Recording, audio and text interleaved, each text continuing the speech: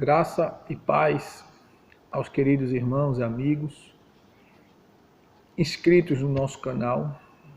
Espero que vocês estejam bem. Espero que vocês estejam em paz e crendo no que a palavra de Deus tem reservado para nós a cada dia. Hoje daremos mais uma vez sequência ao assunto sobre a preocupação. E desta feita, a gente vai dando sequência falando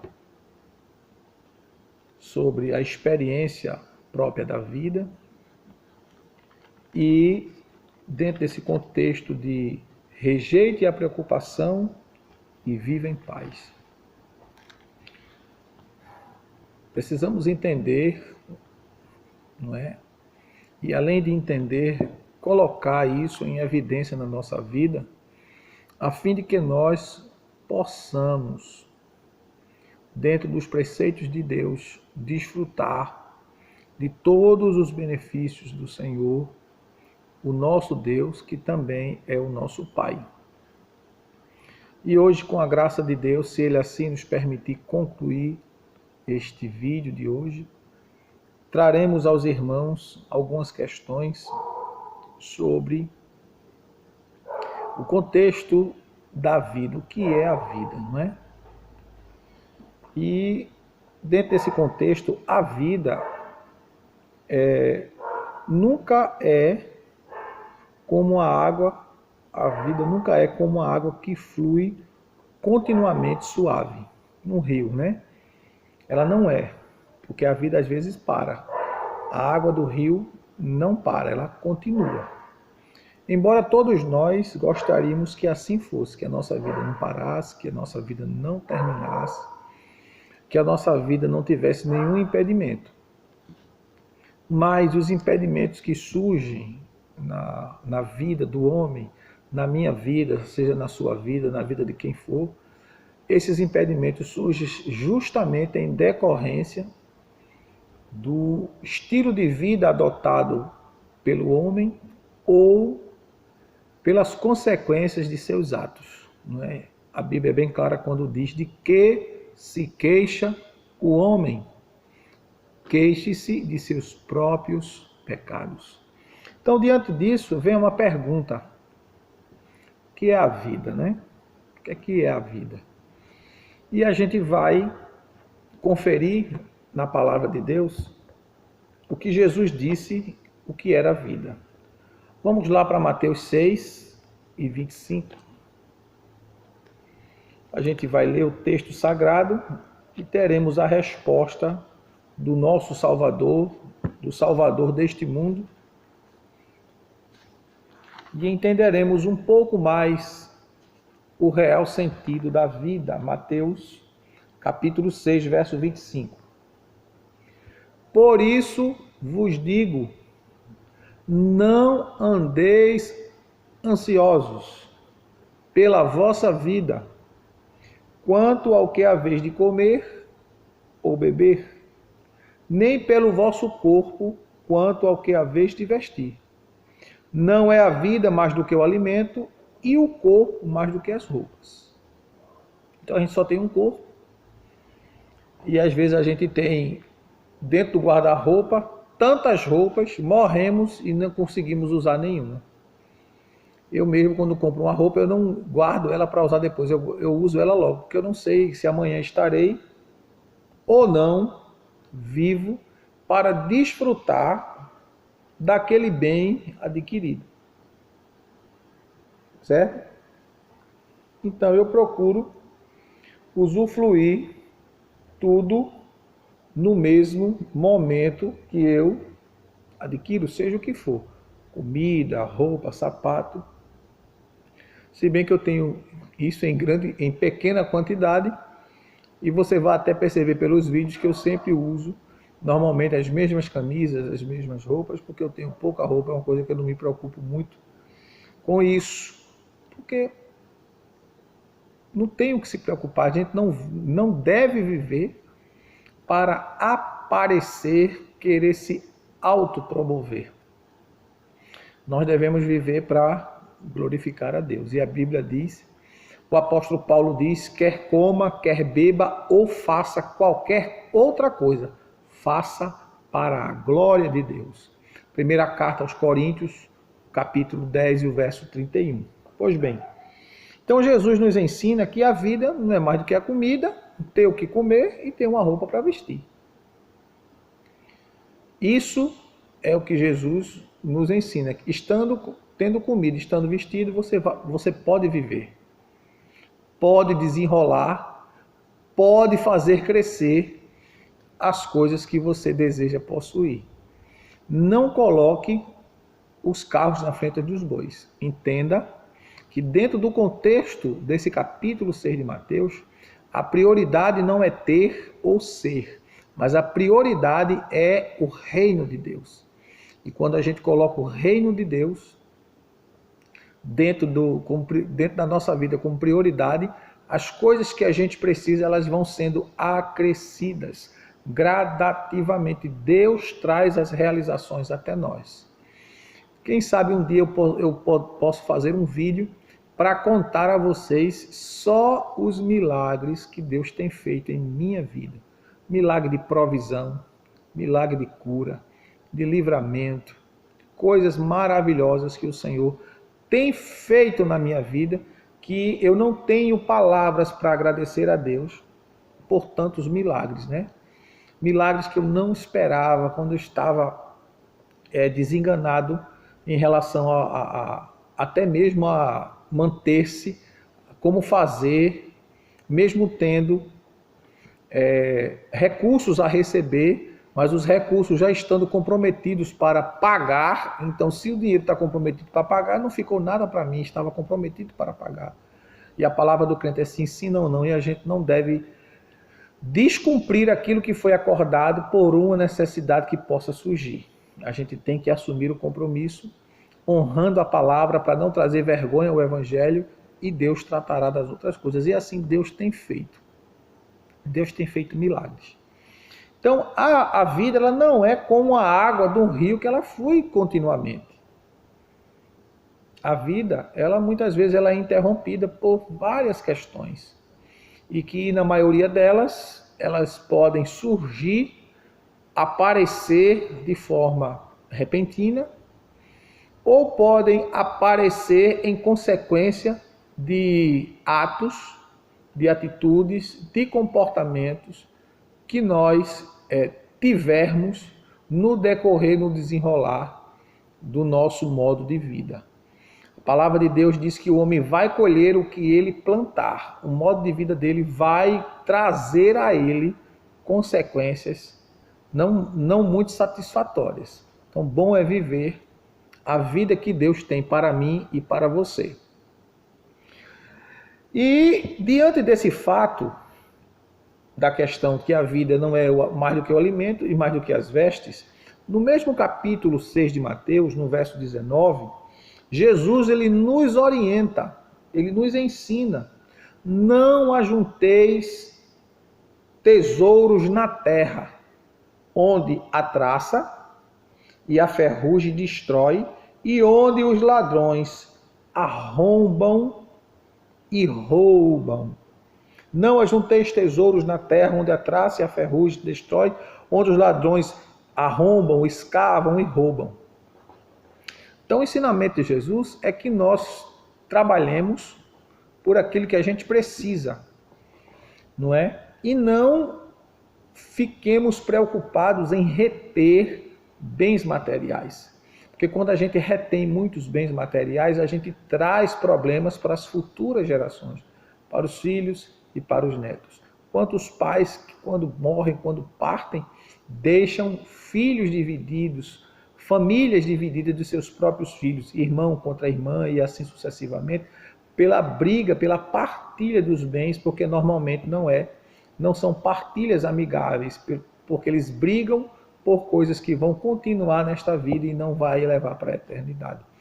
Então, o conselho de Jesus é que nós consigamos ou desenvolvemos um modo de vida que a gente viva desfrutando daquilo que Deus nos dá, sem se preocupar em amontoar, porque quando a gente amontoa, quando a gente junta, a gente tem o hábito de divulgar.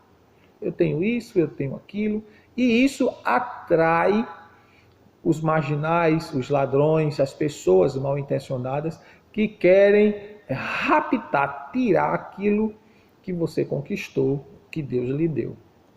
Então, a recomendação de Jesus é que nós não acumulemos tesouros. Porque quando a gente acumula tesouro, a gente também corre o risco de colocar o coração no tesouro. E Jesus diz, aonde estiver o vosso coração, aí estará o vosso tesouro. E o nosso maior, melhor, eterno, sublime, glorioso, magnífico, excelente, razão, motivo que nós temos é Deus, é Jesus. Não tem outra coisa melhor para que nós possamos valorizar, priorizar, dignificar, como o apóstolo Paulo diz, no capítulo 5 da carta aos Efésios, ele diz que nós devemos andar de forma digna da vocação com a qual nós fomos chamados. Então precisamos dignificar o nome de Deus em nossa vida. Isso sim é viver. Vida abundante. Está relatado isso também no Salmo 73. Eu recomendo a você, leia o Salmo 73 todinho. Anote aí na sua Bíblia, na sua agenda, ler o Salmo 73, lendo, refletindo em cada texto que a palavra de Deus nos ensina. E Jesus nos recomenda não ajuntarmos tesouros.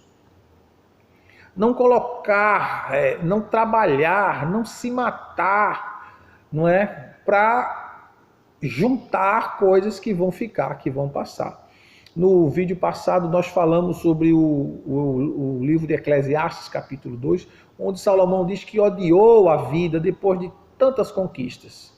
Porque ele percebeu que toda a riqueza dele, todos os bens, tudo que ele fez, tudo que realizou, era vaidade, aflição de espírito e não tinha para quem deixar que a sua obra desse continuidade. Tanto que seus filhos ficaram, mas não deram continuidade à obra de seu pai, Salomão. Pois bem, quando a gente analisa esse texto, o versículo 19 do capítulo 6 de Mateus, a gente percebe essa palavra ferrugem no grego. Ela tem um sentido, eu vou descrever para você, eu não me lembro agora a palavra em grego, mas eu lembro do significado dela. Ela vem de uma palavra genérica do grego, que indica diversos agentes que desgastam coisas de valor. E não é só objetos de metal, não. Então a palavra grega, ela nos dá a entender que o ferrugem, no sentido original, indica que tem um agente, um personagem, um ser, não sei se um micróbio, uma bactéria, um vírus ou um ser espiritual, que destrói, consome tudo aquilo que nós ajuntamos. Não é? E a recomendação é, mas ajuntai, versículo 20. Ajuntai, porém, tesouro no céu, onde nem a traça, nem a ferrugem destrói, nem os ladrões roubam ou arrombam. Pois onde estiver o vosso tesouro, aí estará também o vosso coração. Então a recomendação é que nós ajuntemos tesouro nos céus, aonde Deus está, aonde Deus habita. O apóstolo Pedro, no capítulo 1, vamos lá, carta do apóstolo Pedro. Veja aí, carta de Pedro, segunda carta de Pedro. Segunda carta de Pedro, capítulo 1, verso 5 até o verso 8, capítulo 1, verso 5 ao verso 8. Veja a recomendação que o apóstolo nos dá, a fim de que nós possamos desenvolver, progredir, crescer espiritualmente. E assim nós acumularmos lá na eternidade, lá onde está a glória de Deus, tesouros espirituais.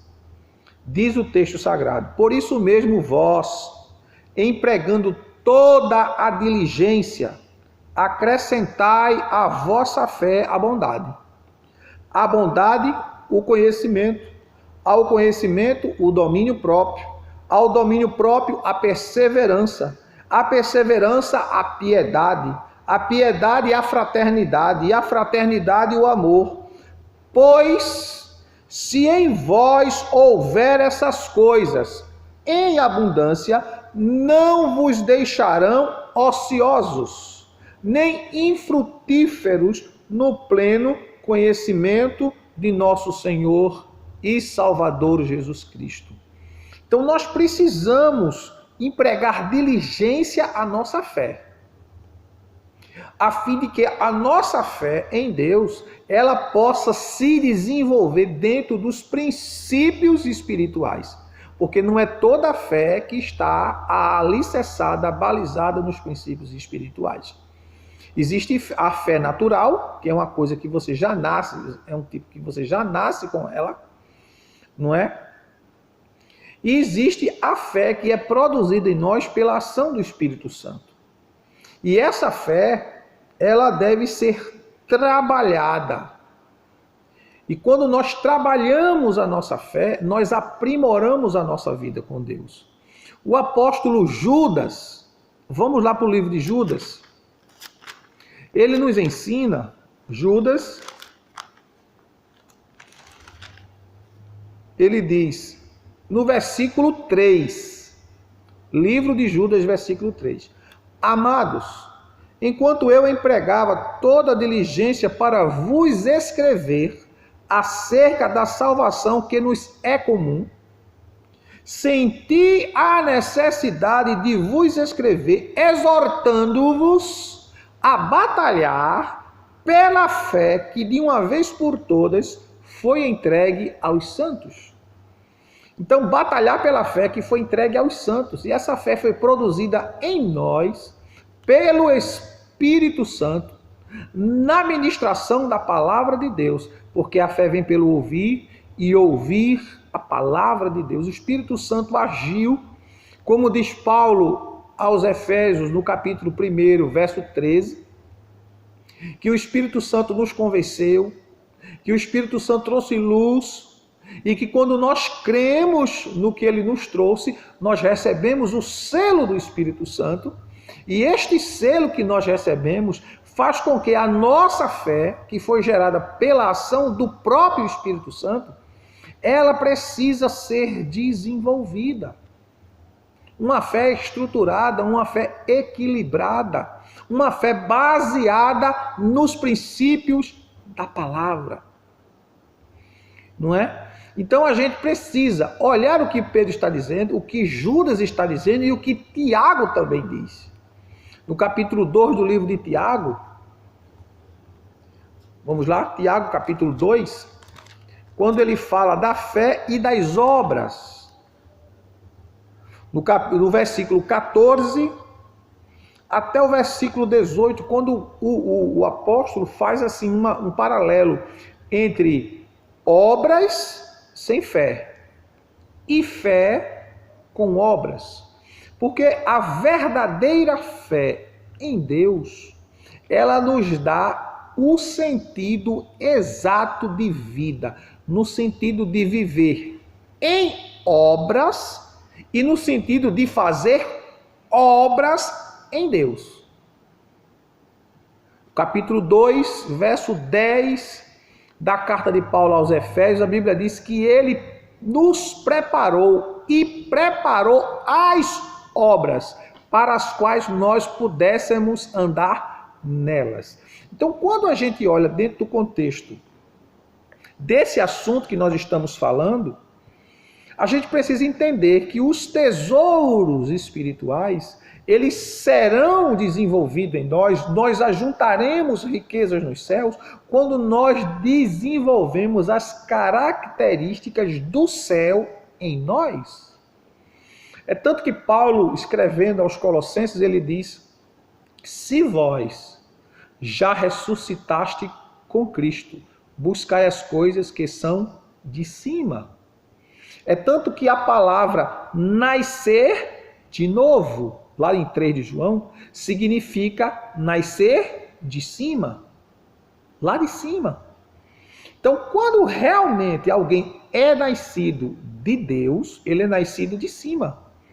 E quem é nascido de Deus de cima, ele prioriza aquilo que está no coração de Deus e que é trazido ao nosso coração pela ação do Espírito Santo.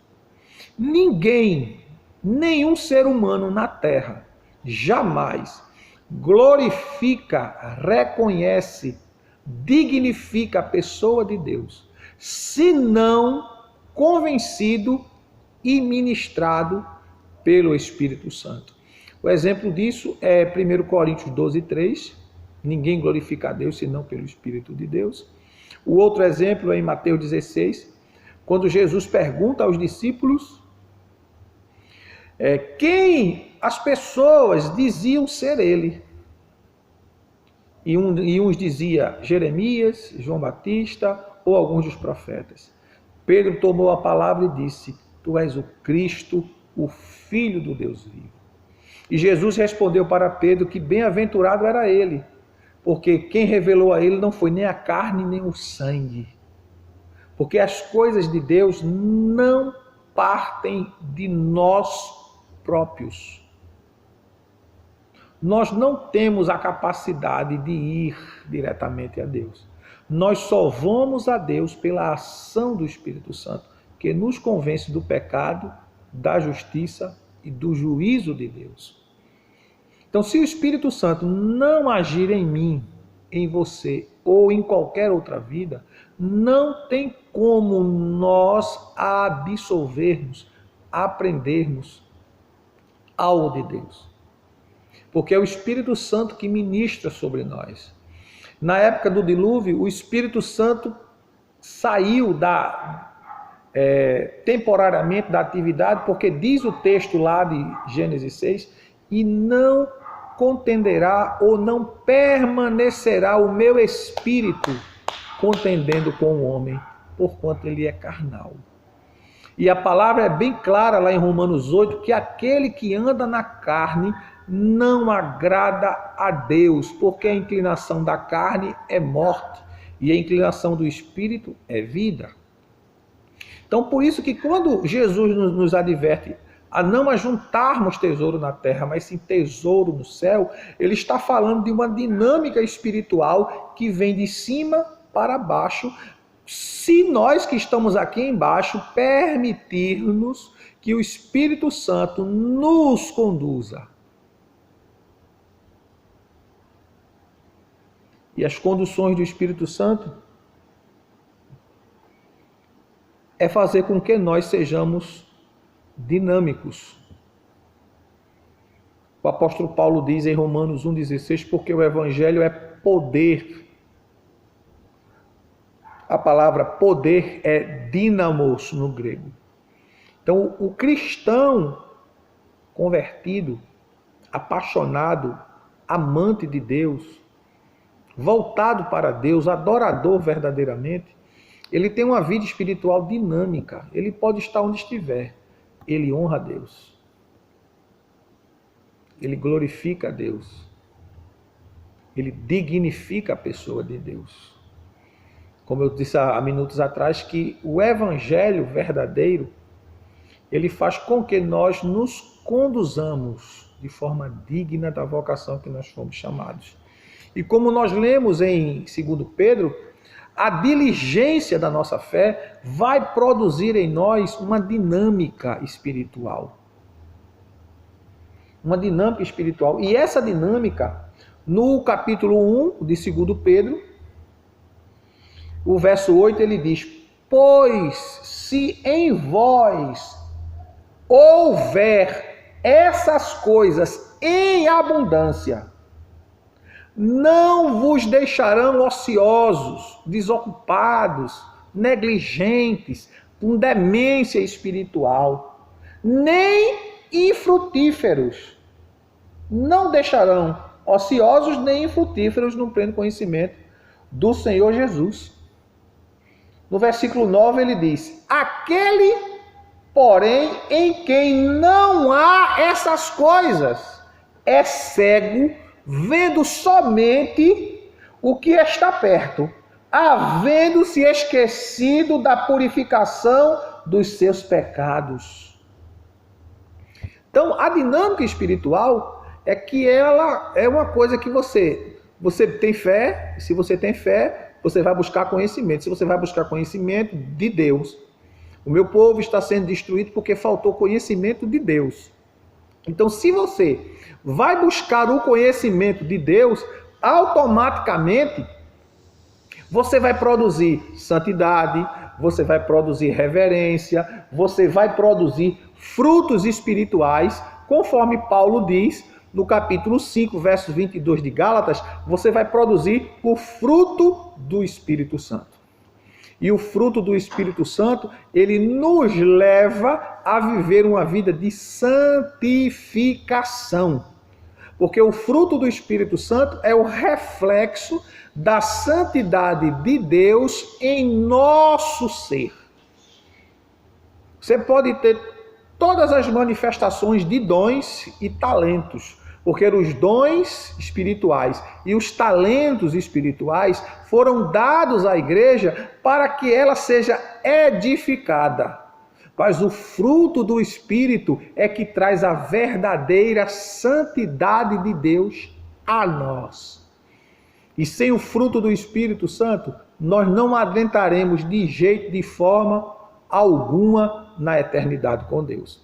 Por isso é necessário que a gente entenda, irmãos, que dentro da questão da experiência da própria vida, com relação à preocupação, nós precisamos entender que a nossa vida não é como um rio corrente. Ela vai ter obstáculos, mas esses obstáculos surgem não é porque Deus coloca, é a gente que faz. Porque se nós descansarmos realmente no que o texto diz, lançando sobre ele toda a vossa ansiedade. O texto não diz que ele cuidará, o texto diz porque ele tem cuidado de vós. Então a gente precisa descansar no que o texto diz, no que a palavra diz, porque a palavra ela foi inspirada por Deus pelo seu Espírito. Então é Deus falando comigo, falando com você, falando conosco através da palavra. Descanse seu coração, deixe sua vida correr de acordo com a palavra. Se você está doente, eu não estou dizendo que você se acomode com a doença. Trate da doença. Se Jesus lhe curar, amém. A gente vai ver a glória de Deus aqui. Mas se Jesus não lhe curar, você vai ver a glória de Deus lá. De todo jeito e de todas as formas você ganha, você não perde.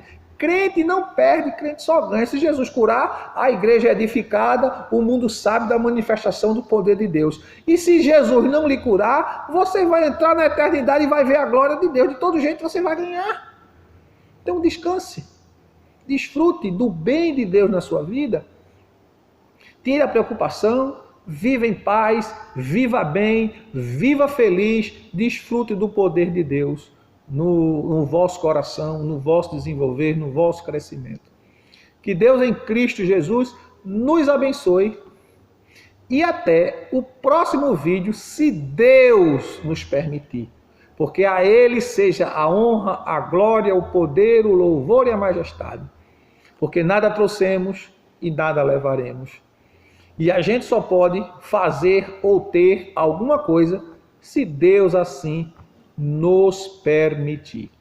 Para que você, após assistir esse vídeo, possa meditar, refletir. Eu vou deixar 2 capítulos da Bíblia indicados para que você leia. Leia o Salmo 73 todinho e leia o capítulo 8 do livro de Deuteronômio, todinho. Leia, medite, analise e deixe o Espírito Santo falar ao teu coração. Que Deus te abençoe e até o próximo vídeo. Eu sou o pastor Silvio Vieira, pastor da Igreja Batista Missionária Aliança, aqui em Recife, Pernambuco. Que Deus te abençoe em nome de Jesus.